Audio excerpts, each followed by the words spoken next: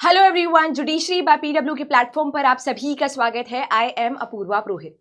आज की इस क्लास में हम डिस्कस करने वाले हैं कि सुप्रीम कोर्ट ने किस प्रकार से वक्फ अमेंडमेंट एक्ट 2025 का पूरा की पूरा खेल पलट के रख दिया है।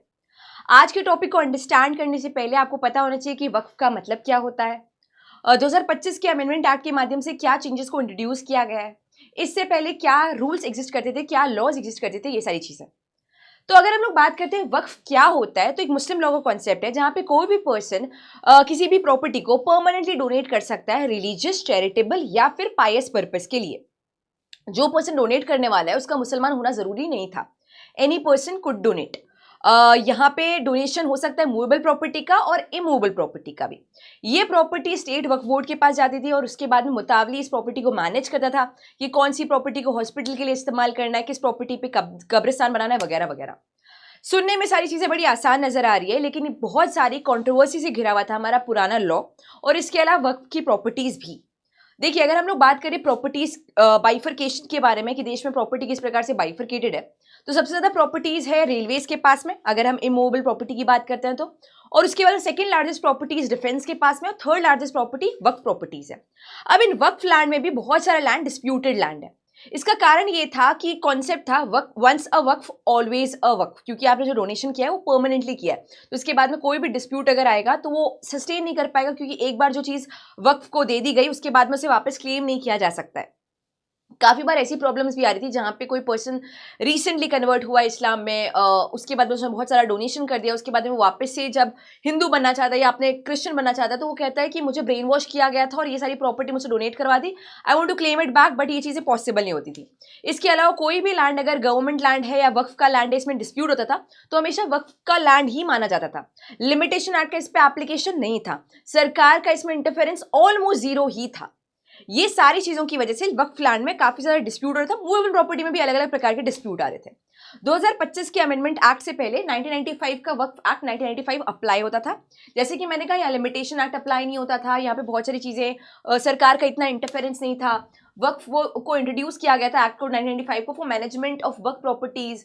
लेजिस्लेशन ग्रांटेड ओवरराइडिंग अथॉरिटी बाकी सारे लॉज पे, बाकी जितने भी लॉज हैं, चाहे प्रॉपर्टी लॉज की बात करें, कोई भी और कानून की बात करें, उन सभी के ऊपर वक्फ एक्ट 1995 का एक ओवरराइडिंग इफेक्ट था। जैसे कि मैंने कहा, सुनने में हंकी डोरी लग रहा है, बट काफी सारे डिस्प्यूट्स थे, काफी सारे लीगल डिस्प्यूट्स थे जो कि कोर्ट में पेंडिंग थे, और इसी वजह से कुछ चेंजेस की रिक्वायरमेंट थी, क्योंकि काफी ज्यादा कॉन्फ्लिक्ट क्रिएट हो रहा था। काफी सारे चेंजेस को इंट्रोड्यूस किया गया, पर हम लोग बात करेंगे वो प्राइमरी चेंजेस जिनकी वजह से कंट्रोवर्सी खड़ी हुई। एक चेंज ये था, देखो, पहली बात तो ये कि बिल का नाम जो था वक्फ बिल 2025 के बिल का नाम उम्मीद बिल कर दिया था, जिसका फुल फॉर्म ये था, इट इज एन एक्रोनिम, जिसका फुल फॉर्म था unified management empowerment efficiency and development, जिसे अब हम लोग उम्मीद बिल भी कहते थे, उसके अंदर उम्मीद एक्ट भी कहते थे। हमने कोशिश की है कि वक्फ एक्ट के माध्यम से इंक्लूसिविटी हो सके, नॉन मुस्लिम रिप्रेजेंटेटिव्स भी सेंट्रल और स्टेट वक्फ बोर्ड के मेंबर्स बन सके। तो नॉन मुस्लिम मेंबर्स को भी इंट्रोड्यूस करने की बात की गई थी, ये भी अपने आप में बहुत ही बड़ा कंट्रोवर्सी का विषय बनता है। इसके अलावा वक्फ अमेंडमेंट एक्ट में अबॉलिश किया जाएगा सेक्शन नंबर 40 को। ये प्रोविजन को क्रिटिसाइज किया जा रहा था कि ये ओवरली रिस्ट्रिक्टिव है, as it grants the Waqf board the authority to designate any property as waqf land. जैसे कि मैंने कहा, कोई भी डिस्प्यूटेड लैंड होगा, वक्फ बोर्ड उसको वक्फ का लैंड घोषित कर देगा और उसके बाद में कोर्ट का इंटरफेरेंस नहीं हो पाएगा, गवर्नमेंट का इंटरफेरेंस नहीं हो पाएगा, जो कि अपने आप में बहुत बड़ा प्रॉब्लम क्रिएट करता था। वक्फ एक्ट का ओवरराइडिंग इफेक्ट भी अपने आप में कहीं ना कहीं इसके साथ में एंसिलरी तरीके से कनेक्टेड था। कुल मिला के सारा का सारा डिस्प्यूट इन सारे प्रोविजंस की वजह से स्टार्ट हो रहा था, उन सब में बदलाव किए गए। इसके अलावा only practising Muslims for at least 5 years will be allowed to dedicate property to waqf. जैसे कि मैंने कहा कि 1995 के एक्ट के माध्यम से कोई भी पर्सन वक्फ में दान कर सकता था। जैसे कि अगर मैं हिंदू हूं तब मेरे पास भी दान करने का अधिकार था। वक्फ अमेंडमेंट एक्ट जो 2025 का, उसने कहा कि केवल मुसलमान ही दान कर सकते हो और एटलीस्ट आपको मिनिमम 5 साल का प्रैक्टिसिंग मुसलमान होना पड़ेगा, जिससे कि आप डोनेट कर सको। सरकार का कहना था कि हमने ये प्रोविजन इसलिए शामिल किया क्योंकि काफी सारे लोग कन्वर्ट करते हैं और उसके बाद में बहुत ही जल्दी कहते हैं कि हम लोगों को ब्रेन वॉश किया था और ऐसा मामला हो गया था, लव जिहाद का मामला था, वगैरह वगैरह, and we want to claim our property back. लेकिन वो क्लेम करने में बहुत ज्यादा दिक्कत आ रही थी, तो इसी वजह से आप पहले मुसलमान बने, उसके बाद में 5 साल तक प्रैक्टिस करें और अपने होश और आवाज में कॉन्शियसली ये डिसीजन ले कि आप अपनी प्रॉपर्टी को कहां पे डोनेट करना चाहते हो, किस प्रकार से डोनेट करना चाहते हो। इसके अलावा कहा था कि लीगल डिस्प्यूट जो प्रोलॉन्ग तरीके से चले आ रहे हैं 20-20 साल तक, 50-50 साल तक, हम लोग अब वक्फ प्रॉपर्टीज पे भी लिमिटेशन एक्ट को अप्लाई करने वाले हैं। ऐसा नहीं होगा कि लिमिटेशन एक्ट से एग्जेम्प्टेड रहेगा। कोर्ट का इन्वॉल्वमेंट भी स्टार्ट किया, डिस्प्यूट सॉल्विंग के लिए ट्रिब्यूनल्स के पास भी मामला जाएगा, ये चीज को भी शामिल किया गया था। वक्फ अमेंडमेंट एक्ट 2025 मैंडेट करता है कि गवर्नमेंट लैंड या फिर कोई प्रॉपर्टी वक्फ की है, इसमें कोई भी दिक्कत होती है, कोई भी डिस्प्यूट होता है, तो ये इन्वेस्टिगेट होगा एक ऑफिसर के द्वारा जिसकी रैंक कलेक्टर से ऊपर की रहने वाली है। इसके अलावा और भी बहुत सारे अलग अलग प्रकार की चीजों को शामिल किया गया था। वक्फ बाय यूजर का कॉन्सेप्ट भी कहीं ना कहीं एक डिस्प्यूट को अराइज दे रहा था। बट कुल मिला के इस प्रकार के जो पॉइंट्स थे वो एक डिस्प्यूट का रीजन बन रहे थे। काफी सारे लोगों ने इसके अगेंस्ट आवाज उठाई। इनफैक्ट वेस्ट बंगाल में तो बहुत ज्यादा दंगे फसाद भी हुए जहां पे 10 लोगों की हत्या भी की गई है इस प्रोटेस्ट के दौरान। ममता बनर्जी ने तो ये तक घोषित कर दिया था कि वक्फ अमेंडमेंट एक्ट 2025 हमारे वेस्ट बंगाल पे अप्लाई ही नहीं होगा। हालांकि मैं आपको क्लियर कर दूं कि कोई भी स्टेट गवर्नमेंट ये घोषित नहीं कर सकती ये सेंट्रल लॉ हमारे ऊपर अप्लाई नहीं होने वाला है, क्योंकि सेंट्रल लॉ का एप्लीकेशन पूरे भारत पे, होल ऑफ इंडिया पे होता है। कोई भी स्टेट गवर्नमेंट का वो डिसीजन नहीं रहता है कि इसकी एप्लीकेशन होगी या नहीं होगी। बट इसके अलावा काफी सारी और पार्टीज भी खड़ी हुई थी। अगर हम बात करते हैं तो DMK, Owaisi, NGOs, different kind of religious groups भी शामिल होते हैं जिन्होंने पिटीशंस फाइल की सुप्रीम कोर्ट में कि हमारे आर्टिकल 25 का हनन कर रहा है। आर्टिकल 25 आपका फ्रीडम ऑफ रिलीजन की बात करता है। हमारे आर्टिकल 26 का भी हनन कर रहा है जो कि हमें स्वतंत्रता देता है कि हम लोग अपने रिलीजियस अफेयर्स को खुद मैनेज कर सकते हैं, तो उसके ऊपर भी कहीं ना कहीं रोक लगा रहा है। इसके अलावा ना आर्टिकल 14, क्योंकि हम कहीं ना कहीं इक्वालिटी के अगेंस्ट है, सब धर्म के पास अधिकार है कि अपने धर्म को प्रैक्टिस कर सके, अपने रिलीजियस अफेयर्स को मेंटेन कर सके, वो भी एनक्रोच हो रहा है। और आर्टिकल 21 भी हैम्पर हो रहा है क्योंकि हमारा राइट टू लाइफ में हमारा right to live with dignity भी शामिल होता है। तो इन सारे आर्टिकल्स का हवाला देते हुए रिट फाइल की गई थी, रिव्यू पिटीशंस फाइल की गई थी। ये कहा गया था कि सारे के सारे लॉ को जुडिशियल रिव्यू की टेस्ट से गुजरना पड़ेगा। जुडिशियल रिव्यू की बात करें तो आर्टिकल 13 के अंदर आपके जुडिशियल रिव्यू का सिद्धांत होता है। अगर कोई भी कानून पास होता है तो जुडिशरी के पास पावर है, सुप्रीम कोर्ट के पास पावर है कि उस लॉ को रिव्यू कर सके। एक तरीके से देखिए तो लॉ को छलनी में छान के देख सके कि क्या कॉन्स्टिट्यूशनल प्रोविजंस के हिसाब से है या नहीं है, मौलिक अधिकार के हिसाब से है या नहीं है। अगर ये लॉ किसी भी तरीके से मौलिक अधिकार को एनक्रोच करा तो वो लॉ यहीं पे छलनी के इस ऊपर ही रुक जाएगा। जैसे आप गेहूं अगर आपने कभी जीवन में छाना हो तो आपने देखा होगा कि किस तरीके से उसका जो शेफ होता है वो ऊपर ही रह जाता है। तो वो जो लॉ है जो असंवैधानिक है, जो मौलिक अधिकार को एनक्रोच कर रहा है, उसको हम लोग रोक देंगे। अगर वो प्रॉपर है, कोई भी प्रकार से एनक्रोचमेंट नहीं करा तो वो पास हो जाएगा, यानी कि जुडिशियल रिव्यू के टेस्ट में पास हो जाएगा। तो ये पिटीशंस फाइल की गई सुप्रीम कोर्ट में इंडिविजुअल्स के द्वारा, पॉलिटिकल पार्टी के द्वारा, रिलीजियस ग्रुप्स के द्वारा। और उसके बाद में मई के तारीख में सुप्रीम कोर्ट ने दोनों पक्षों को सुना भी था। केस का नाम था in re the Waqf Amendment Act, CJ B R Gavai and justice AG Masih की बेंच थी। जैसे कि मैंने कहा मई 22 तक, मई 1 से लेकर मई 22 तक ये सारी पिटीशंस में दोनों पक्षों की सुनवाई हुई। सेंटर को भी सुना हमने, रिलीजियस ग्रुप्स को भी सुना, पॉलिटिकल पार्टीज को भी सुना, इंडिविजुअल्स को भी सुना। सेंटर का ये कहना था कि हम आर्टिकल 25 और 26 की बात करते हैं तो वक्फ का जो टॉपिक है वो रिलीजियस प्रैक्टिस के अंदर नहीं आता है, एसेंशियल रिलीजियस प्रैक्टिस का पार्ट नहीं बना, तो हम इसमें बदलाव कर सकते हैं। सेंटर की दलील ये भी थी कि अगर हम लोग बात करते हैं हिंदू प्रॉपर्टीज की, फॉर एग्जाम्पल मठ की बात करते हैं या कोई और प्रकार से किसी भी धर्म की प्रॉपर्टीज की बात करते हैं तो उसमें स्टेट का एनक्रोचमेंट होता ही है।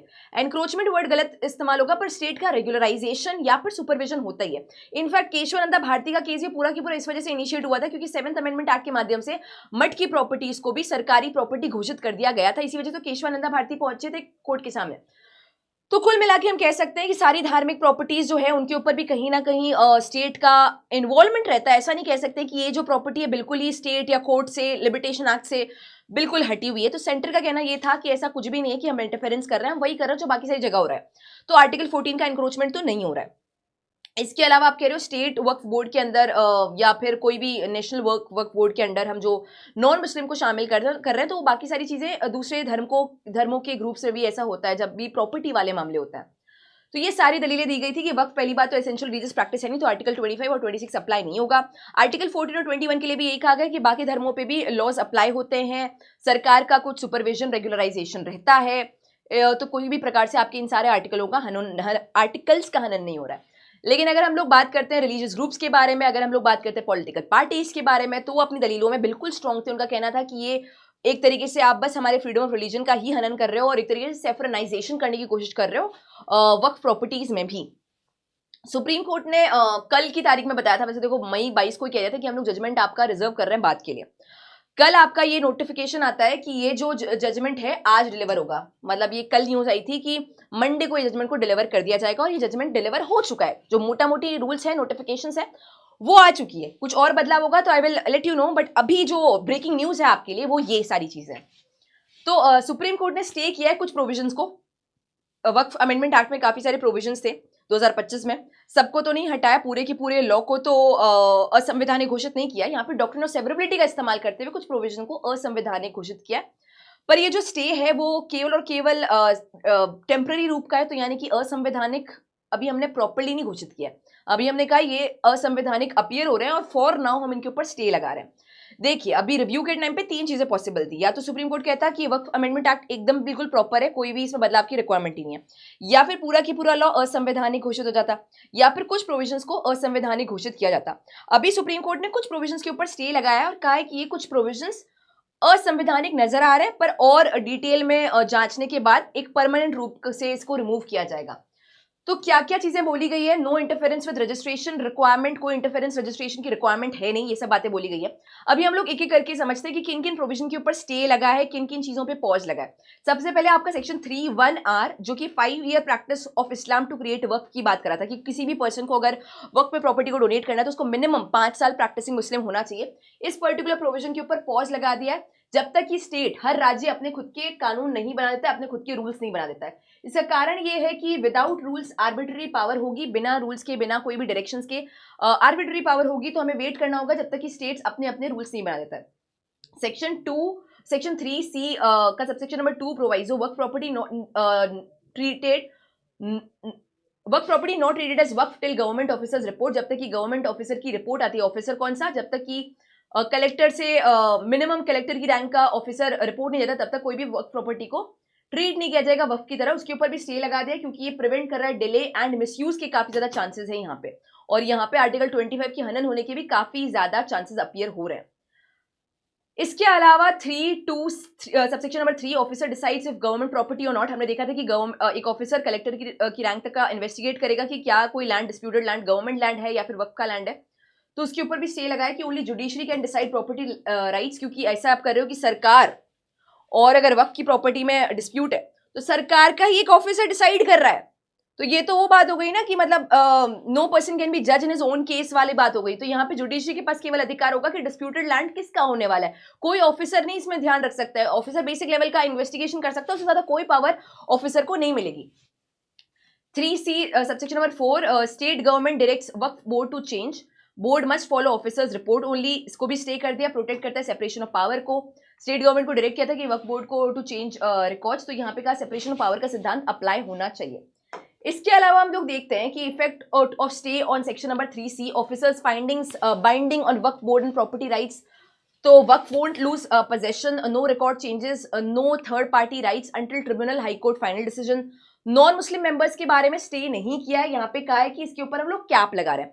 मैक्सिमम जो मेंबर्स हैं वो मुस्लिम मेंबर्स होने चाहिए, पर हम लोग जो नॉन मुस्लिम को शामिल कर रहे थे उसके ऊपर कंप्लीट बार नहीं कर सकते। आर्टिकल 14 का हनन नहीं है, आर्टिकल 21 का हनन नहीं है। अगर हम प्रॉपर्टी रिलेटेड डिस्प्यूट्स की बात करते हैं, प्रॉपर्टी रिलेटेड मुद्दों की बात करते हैं, हिंदू प्रॉपर्टीज में भी या कोई भी और धर्म की प्रॉपर्टीज में भी, तो उन बोर्ड के मेंबर्स में भी हर प्रकार के धर्म का पर्सन मेंबर बन सकता है। तो ऐसा नहीं कि आर्टिकल 14 का इंक्रोचमेंट है। हालांकि मैक्सिमम हिंदूज ही मैक्सिमम मुस्लिम्स ही मेंबर्स रहेंगे, तो इसके ऊपर एक कैप इंपोज कर दिया है कि सेंट्रल काउंसिल में मैक्सिमम 4 हो सकते हैं नॉन मुस्लिम, और स्टेट बोर्ड में मैक्सिमम 3 ही हो सकते हैं। Section 23 CEO of Waqf board की बात करा था, जहां पे कहा गया था कि सीईओ कोई भी बन सकता है, तो इसको ऊपर भी कोई स्टे नहीं लगाया, लेकिन कोर्ट ने कहा है कि जितना पॉसिबल हो उतना मुस्लिम को एक सीईओ की तरह अपॉइंट किया जा सके। रजिस्ट्रेशन ऑफ वक्फ प्रॉपर्टीज के ऊपर कहा गया था कि मैंडेटरी रजिस्ट्रेशन होगा वक्फ प्रॉपर्टीज का, इसके ऊपर भी स्टे नहीं किया, लेकिन टाइमलाइंस को एक्सटेंड कर दिया गया है।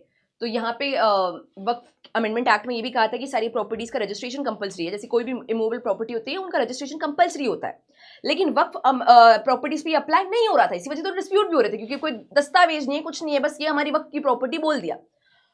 तो यहाँ पे कहा कि प्रॉपर्टी का रजिस्ट्रेशन होना मैंडेटरी है 2025 के अमेंडमेंट एक्ट में। इसको भी क्वेश्चन किया गया था कि ये बहुत ही गलत है, बहुत अनफेयर होगा, तो इस पर स्टे नहीं लगाया। ये कहा कि हम टाइमलाइन एक्सटेंड कर रहे हैं कि कब तक आप रजिस्ट्रेशन करवा सकते हैं। अगर पुराना वाला मामला है, मतलब कोई पुराना प्रॉपर्टी है, तो उसको अभी रजिस्टर करवा लो जिससे कि वो डिस्प्यूट में ना आए। डायरेक्शंस जो है यहाँ पे कोर्ट ने कहा है सारे के सारे टेम्पररी है। फाइनल जो हियरिंग है वो संवैधानिकता को डिसाइड करेंगे, कॉन्स्टिट्यूशनल है या नहीं है उसको डिसाइड करेंगे फाइनल हियरिंग में। बट अभी इन प्रोविजन के ऊपर स्टे लगाया है, वो सारे असंवैधानिक प्रतीत होते हैं, असंवैधानिक है या नहीं है उसके ऊपर फाइनल डिसीजन अभी नहीं लिया है। पर काफी सारे बदलाव शामिल किए गए हैं जो कि वक्फ अमेंडमेंट एक्ट 2025 से काफी विपरीत है। फिर भी देखो मुझे लगता है बहुत ही बैलेंस तरीके का स्टे है, जैसे काफ़ी सारी चीज़ों पे स्टे नहीं लगा है, कुछ चीज़ों पे स्टे लगा भी है, तो सुप्रीम कोर्ट ने अभी सूझबूझ से ही काम लिया है यहाँ पे। कोई भी धर्म की तरफ यहाँ पे झुकाव नहीं दिखाया है, ना तो यूनियन गवर्नमेंट की तरफ झुकाव दिखाया है। हमने देखा है कि काफ़ी सारे प्रोविजंस को के ऊपर स्टे भी लगा, काफ़ी सारे प्रोविजंस के ऊपर स्टे नहीं भी लगा है। जहाँ तक मुझे लगता है कि पूरी तरीके से तो असंवैधानिक घोषित नहीं होगा ये लॉ जो है स्टे करने वाला, जुडिशियल रिव्यू प्रॉपर तरीके से हो भी जाता है तब भी। कुछ प्रोविजंस इवेंचुअली फाइनल हियरिंग के बाद में रिमूव हो सकते हैं, असंवैधानिक घोषित हो सकते हैं डॉक्ट्रिन ऑफ सेवरेबिलिटी का इस्तेमाल करते हुए। अभी इस सेशन से आपका टेक अवे ये है कि जुडिशियल रिव्यू क्या होता है, या जुडिशियल रिव्यू के दौरान डॉक्ट्रिन ऑफ सेवरेबिलिटी का इस्तेमाल किस प्रकार से होता है, इसके बारे में आप रिसर्च करें। बाकी आपका ओपिनियन क्या है इस पूरे के पूरे मुद्दे पर, उसे कमेंट में जरूर मेंशन करना। अगर कोई डाउट भी हो तो भी आप कमेंट में लीव कर सकते हैं। I come back and reply to every one of you. Thank you so much.